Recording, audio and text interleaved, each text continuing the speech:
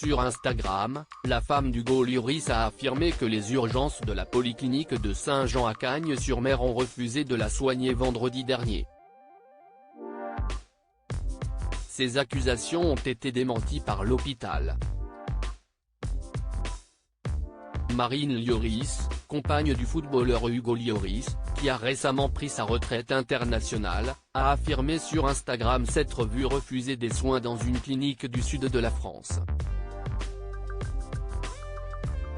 Elle a expliqué s'être rendue dans la nuit de jeudi à vendredi dernier à la polyclinique de Saint-Jean-à-Cagnes-sur-Mer, car elle souffrait d'une sérieuse allergie.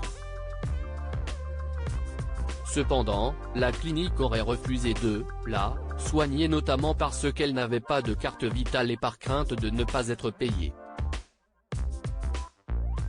La femme de l'ancien gardien de l'équipe de France a très mal vécu cette expérience. « Je ne me suis pas sentie à ma place dans mon pays, dans la ville où je suis née. »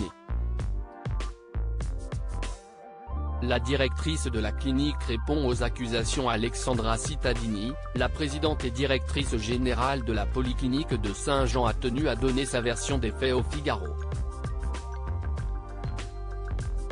Vers minuit, il y avait déjà 12 patients, dont 5 en situation instable et 1 dans un état critique.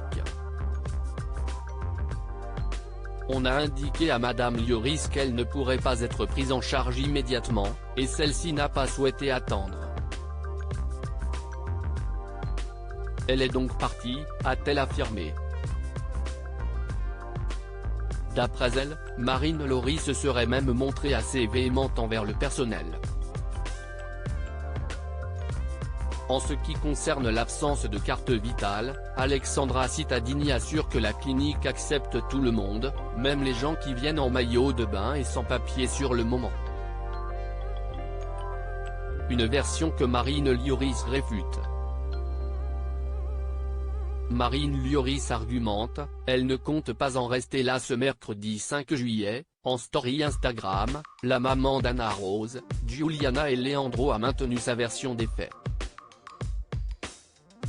À mon arrivée, il y avait une seule personne en salle d'attente. Je me suis présenté à l'accueil, j'ai expliqué mon problème. Étant résidente en Angleterre, je ne possède pas de numéro d'assuré social. Je n'ai immédiatement informé mes interlocutrices qui m'ont répondu ne pas pouvoir me recevoir et me soigner faute de numéro d'assuré social, écrit-elle. Marine Lloris affirme ne jamais avoir été vue par le personnel hospitalier et ne pas avoir décliné son identité. Elle contredit fortement la version de la directrice de la clinique, la salle était certainement sous vidéo. Les images ne laisseraient pas place au doute, je n'ai pas été considérée et je n'ai pas été vue par qui que ce soit qui aurait jugé mon état de santé. Qu'il y ait un manquement dans le process de gestion de l'arrivée des malades est une chose, que la direction de la clinique m'attaque personnellement et remette en doute ma parole pour le justifier est aussi grave qu'indigne.